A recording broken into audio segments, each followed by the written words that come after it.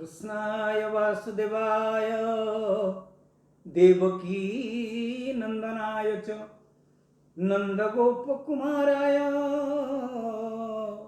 गोविंदाय नमो नमः। गोविंदाय नमो नमः। प्रेम पुरुषोत्तम कृष्ण चंद्र भगवान की जय। लीला पुरुषोत्तम कृष्ण चंद्र भगवान की जय। सत्य स्वरूप कृष्णचंद्र भगवान की जय। दिव्यातन, इससे पहले हम चर्चा कर रहे थे कि 6 प्रश्न पूछे थे। सबसे पहला प्रश्न था किंग श्रेय,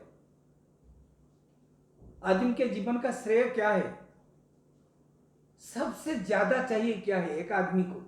बहुत अच्छी प्रश्न है, आप सुनिए, बहुत अच्छी है। प्रश्न को समझेंगे तो जीवन का परिवर्तन हो जाएगा, जीवन को बहुत कुछ मिलेगा ये प्रश्नों को सिर्फ समझने से। ये है बीज श्रीमद् भागवत की। पहला प्रश्न, मानव जीवन का श्रेय क्या है। ये प्रश्न मैं आपको पूछूं तो आप क्या कहेंगे। हम अच्छा खाना खाएंगे, अच्छे कपड़े पहनेंगे, अच्छे घर में रहेंगे, यही है हमारे जीवन का श्रेय। रोटी कपड़ा और मकान, और क्या चाहिए हमें। क्या यही है जीवन का लक्ष्य। क्या यही चाहिए हमें। क्या इससे जीवन की पूर्ति हो जाएगी। ये प्रश्न था सनकादि ऋषियों के मन में। किंग श्रेय शास्त्र सागार कहो। दूसरा प्रश्न था शास्त्रों का सार क्या है। आप तो कहते हैं भगवान के बारे में जितने शास्त्र लिखा हुआ है अनंत अनंत शास्त्रं बहुवेद तद्वन् स्वल्पश्च काल बहुविघ्नता च। लिखा हुआ है शास्त्र अनंत है, उसका कोई अंत नहीं है। और स्वल्पश्च कालम, हम बहुत कम दिन जिएंगे, बहुत कम वर्ष हम जिएंगे। इसमें भी शास्त्र हम श्रवण कर नहीं कर पाएंगे क्योंकि बहुत विघ्नता, बहुत विघ्न आएगी इसमें। जत्सारभूत तदुपासनेयं, तो शास्त्र का सार क्या है। पूरा शास्त्र तो हम पढ़ नहीं पाएंगे, पूरा शास्त्र तो हम सुन नहीं पाएंगे, पूरा शास्त्र तो हम मनन नहीं कर पाएंगे। तो बताइए शास्त्र का सार क्या है। शास्त्र सारकम। तीसरा प्रश्न था स्वावतार प्रयोजनम। आप पूरा शास्त्र मत सुनाइए हमको, ना आपके पास समय है ना हमारे पास समय है। क्या भरोसा है इस जिंदगी का, साथ देता नहीं ये किसी का। सांस रुक जाएगी चलते चलते, दिया बुझ जाएगी जलते जलते। अरे कब तो चलते चलते सांस रुक जाएगी। आप ठीक कहते हैं सूर्य जी, किसी के जीवन के ऊपर किसी का कंट्रोल नहीं है। इसलिए हम जानते हैं पूरा शास्त्र सुन नहीं पाएंगे। आप सुना नहीं पाएंगे तो हमको बताइए कि शास्त्र का सार क्या है, उतना ही सुना दीजिए हमको। और तीसरा प्रश्न था स्वावतार प्रयोजनम, भगवान के अवतार का प्रयोजन क्या है। मैं सर्विस करता हूं, व्यापार करता हूं, खेती करता हूं, कुछ ना कुछ करता हूं। क्यों। अपने पेट भरने के लिए, मेरे परिवार की पेट भरने के लिए, बच्चों को पाठ पढ़ाने के लिए, खाना खाने के लिए, मकान बनाने के लिए। यह हमारा प्रयोजन है। इसको छोड़ के हम जिंदा नहीं रह सकते हैं। लेकिन भगवान का क्या प्रयोजन था अवतार लेने को। उनको क्या अपने धाम में खाना नहीं मिल रहा था, उनका मकान बाड़ी नहीं था, पहनने के लिए कपड़े नहीं थे। वो अवतार लेके क्यों आए, ये तीसरा प्रश्न था स्वावतार प्रयोजनम। और चौथा प्रश्न था किंग कर्म के अवतारश्च। अच्छा, अवतार लेके आकर भगवान का कर्म क्या है, वो क्या करते हैं। हमारी तरह खेतीबाड़ी करते हैं, नौकरी करते हैं, क्या करते हैं, खेलते हैं, क्रिकेट खेलते हैं भगवान। उनका कर्म क्या है, इतना बताइए। केवतारश्च। पांचवा प्रश्न था ये कि कितने बार अवतार लेके आते हैं, इनके अवतारों की संख्या क्या है, कितने बार वो अवतार लेके आते हैं। और छठा प्रश्न था धर्मकम शरणम गतः। जब भगवान थे धर्म उनकी शरण में था, राम थे तो धर्म राम के शरण में था। कृष्ण थे तो धर्म उनकी शरण में था। जिस समय जब जब भगवान ने अवतार लिए हैं, धर्म उनके शरण में रहा, उनके कंट्रोल में रहा, उनके अंडर में रहा। और भगवान जब अपने धाम को चले जाते हैं, धर्म कहां जाता है, किसके शरण में रहता है? धर्म रहता है कि नहीं रहता है? ये प्रश्न हमको बताइए। इस प्रश्न का उत्तर, पहले छठे प्रश्न का उत्तर के बारे में आलोचना करेंगे, क्योंकि हम जानते हैं भागवतम क्यों पढ़ते हैं। ये छठे प्रश्न में इसका उत्तर है। भगवान उद्धव से कहते हैं, जब उद्धव जी हाथ जोड़कर बोलते हैं कि प्रभु आप तो बोलते हैं कि ये द्वारका नगरी ये जल में, समुद्र के जल में डूब जाएगी, लोग सब मर जाएंगे और तुम चले जाओ, बद्रिकाश्रम चले जाओ।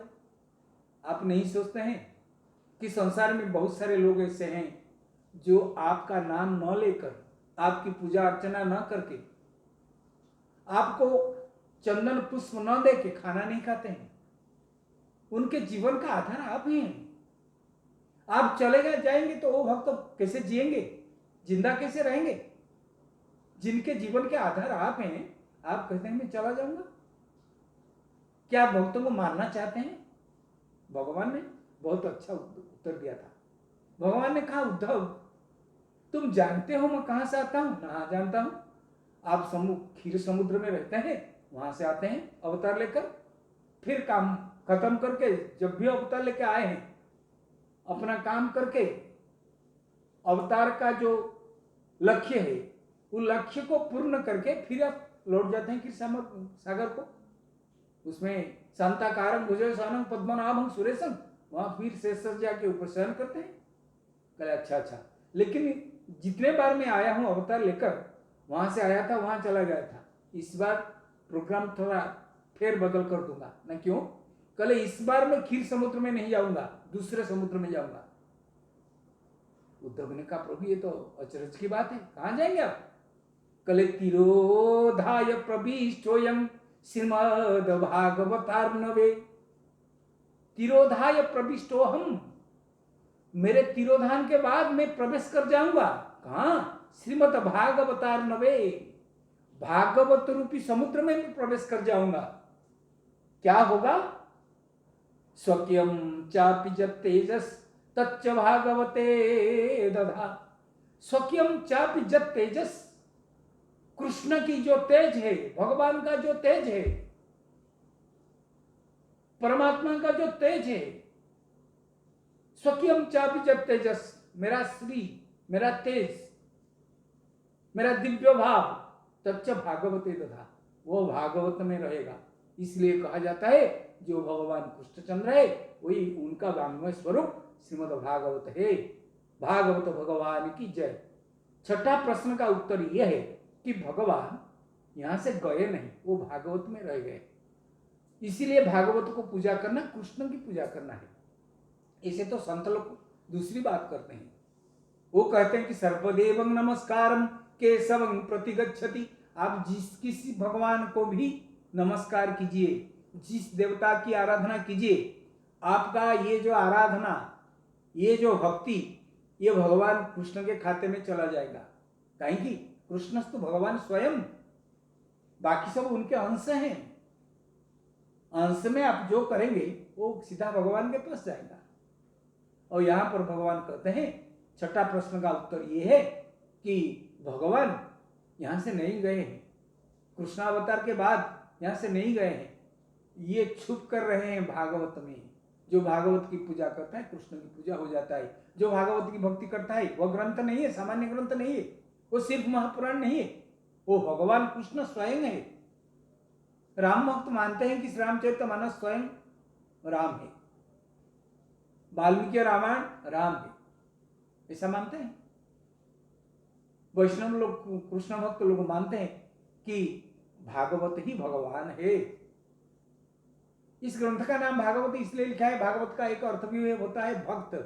आप देखेंगे, बड़ी अच्छी बात है, आप देखेंगे पहले स्कंद से 9वें स्कंद तक भक्तों की कथा है, भगवान की कथा बीच बीच में बहुत कम है। भरमार वर्णन भक्तों का है 9वें स्कंद तक। 10वें स्कंद में भगवान का अवतार होता है, कृष्ण अवतार होता है। 9वें स्कंद तो भक्तों की कथा है, इसलिए इसका नाम भी भागवत है।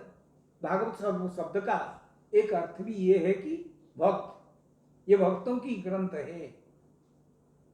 और कैसे भक्त थे? ससागरा धरा के अधिपति भी भगवान को न पाकर जीवन को शून्य मानते थे, जीवन को खाली मानते थे। यही शिक्षा है भागवत में। ठीक है, पहले प्रश्न पर आएंगे। पहला प्रश्न था किंग श्रेय, मानव जीवन का श्रेय क्या है?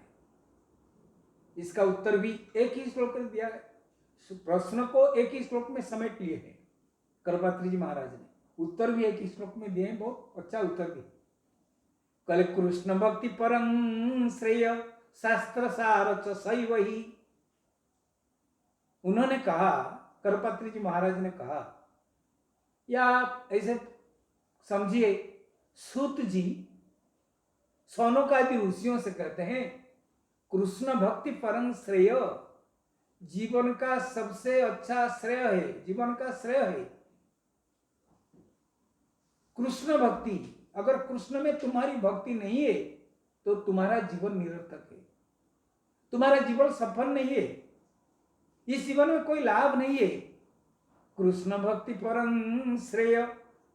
बाकी जो छोटे मोटे चीजें उसको छोड़ देने से, लोग पूछते हैं कृष्ण भक्ति करने से क्या खाना मिलेगा, कृष्ण भक्ति करने से क्या जीवन निर्वाह हो जाएगा? हो जाएगा।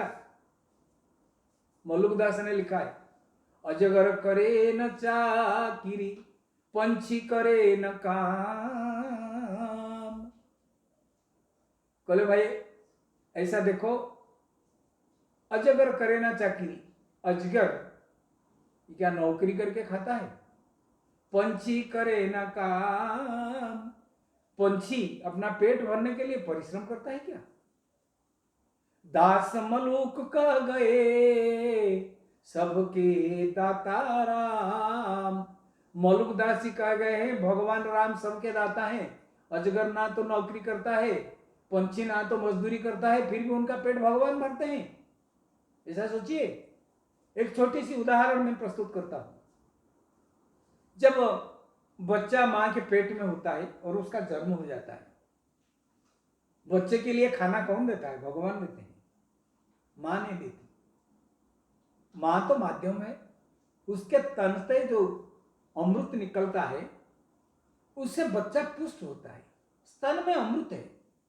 आप एक इंजेक्शन सिरिंज लेके उस स्तन से निकालिए, सिरिंज लगा के, क्या निकलेगा? दूध निकलेगा? दूध नहीं निकलेगा, खून निकलेगा। जो बच्चे की मां है उसके स्तन से सिरिंज लेकर आप विड्रॉ करेंगे तो खून निकलेगा, दूध नहीं निकलेगा। देखिए भगवान कितने दयालु हैं। बच्चा जन्म होने से पहले उसके मां के स्तन में उसके खाने के लिए उसने दूध रख दिए हैं। ये इतने दयालु हैं प्रभु, जो सोचते हैं जीवन का श्रेय, अगर जीवन का श्रेय कृष्ण भक्ति है, कृष्ण क्या खाने के लिए देंगे? जीवन निर्वाह करा पाएंगे, लेकिन इतना विश्वास हमें नहीं है। और इसका मतलब यह भी नहीं है कि तुम कर्म ना करके बढ़ जाओ, कर्म को त्याग दो, भगवान खाने के लिए दे देंगे, भगवान सब कुछ ठीक ठाक कर देंगे। ऐसे नहीं होता, हमको कर्म करना पड़ेगा। देने वाला तो भगवान है। कर्मण्य बाधिकारस्ते मां फलेषु कदाचन, गीता की वाणी है। कर्म किए जा फल की इच्छा मत करे इंसान, जैसे कर्म करेगा वैसा फल देगा भगवान। ये है गीता का ज्ञान, ये है गीता का ज्ञान। आप कर्म कीजिए और कृष्ण भक्ति कीजिए, सब कुछ ठीक ठाक हो जाएगा आपका। ये था प्रश्न, पहले प्रश्न का उत्तर। कृष्ण भक्ति परम श्रेय शास्त्र सार च सैव ही। दूसरा प्रश्न था सब शास्त्रों का सार क्या है बताइए?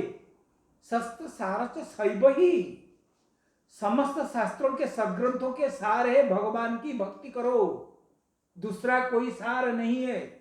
भगवान की भक्ति, भक्ति भक्ति भक्ति भक्ति, भगवान से प्रेम करो, भगवान से भक्ति करो। इसी तरह उत्तर देने लगे। तीसरा प्रश्न था स्वावतार प्रयोजन, स्वावतार उनके प्रयोजन का कारण क्या था? कले साधुओं को रक्षा करने के लिए भगवान अवतरित होते हैं। रामचरितमानस में ऐसा भी लिखा हुआ है, सो केवल भग तन हित लागी, परम कृपाल प्रणत अनुरागी। साधुओं के लिए ही भगवान अवतार लेते हैं। चौथा प्रश्न था किंग कर्म, उनके कर्म क्या है? कल कर्म क्या है? 3 कर्म भगवान करते हैं, सृष्टि करते हैं, उसका विकास करते हैं, विलय करते हैं। ब्रह्मा के रूप में सृष्टि करते हैं, विष्णु के रूप में पालन करते हैं और रुद्र के रूप में संहार करते हैं। आप कहेंगे हम तो ये कर देंगे, हम तो बच्चा सृष्टि करते हैं, उनका पालन करते हैं, आप ये 2 काम कर सकते हैं, तीसरा काम नहीं कर पाएंगे। अपना बच्चा चाहे कितना भी बुरा हो हम उसे मार नहीं सकेंगे, भगवान ऐसा नहीं सोचते, संहार कर देंगे। तो इसीलिए भगवान ये 3 काम करते हैं, सृष्टि का आरंभ करते हैं, सृष्टि का विकास करते हैं, सृष्टि का विलय करते हैं। महाप्रलय में एक साथ तो सबका विलय हो जाता है। के अवतारश्च, कितने अवतार लिए थे? ये जो प्रश्न था 5वां प्रश्न, कल अवतार असंख्येयो, कल भगवान कितनी बार अवतार लेके आए हैं इसकी गणना कोई नहीं कर सकता है। खुद भगवान को याद होगा कि नहीं होगा ये बात अलग है। इतने बार आते हैं अवतार लेकर। फिर भी भागवत में 24 अवतार की कथा है। हमारे उड़ीसा के जो कवि हैं जयदेव जी, उसने 10 अवतार की कथा लिखी है। किसी किसी ग्रंथ में 32 अवतार की कथा भी है, किसी में 22 अवतार की कथा है। लेकिन यहां सूर्य कहते हैं हे मुनियों, हे ऋषियों, सनकादि ऋषियों को अवतार असंख्य अवतार है। इसी तरह ये 6 प्रश्नों का उत्तर देकर मंगलाचरण करना, ये बात सुनकर इतने डूब गए भाव में, मंगलाचरण करना भूल गए थे, गुरु की वंदना करना भूल गए थे। इसके बाद गुरु का वंदन करते हैं। सूत जी, अरे अरे आपकी बात में मैं तो डूब गया, मैं तो तल्लीन हो गया, मैं तद्गत हो गया। जन प्रभजंत आदि आदि से गुरु की मंगलाचरण करते हैं। इसके बाद हम उसमें भी प्रवेश करेंगे।